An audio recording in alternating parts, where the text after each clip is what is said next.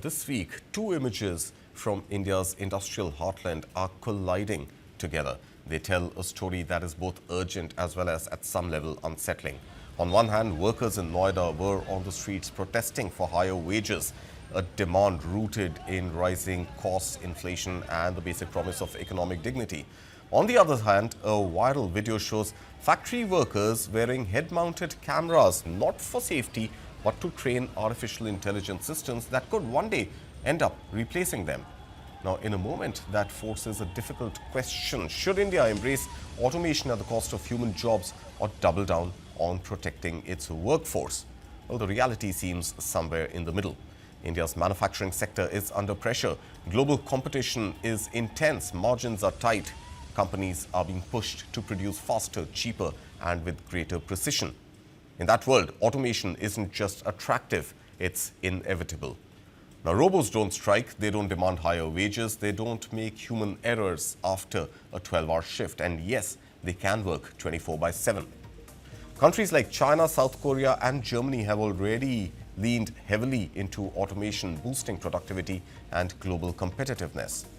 Now, if India wants to become a true manufacturing powerhouse, ignoring this shift could mean falling behind.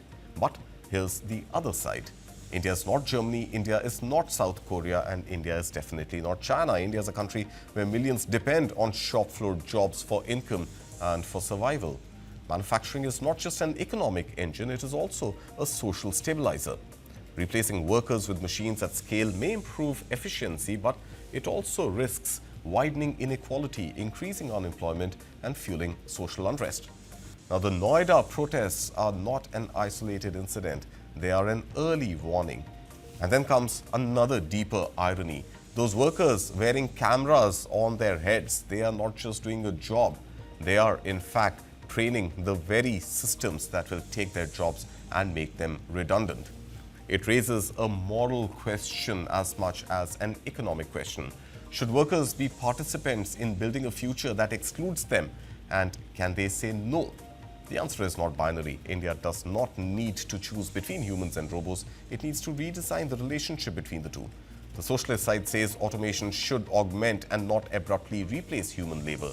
Workers must be reskilled, not sidelined. But their economics of training and keeping larger workforces in play may not last forever. At the same time, companies must recognize that long-term sustainability comes not just from efficiency, but from social stability. Noida workers have got a 21% wage hike, but the chapter is not closed. Rather, a new story begins where factories may choose to invest in machines that don't need salary hikes, but only software upgrades.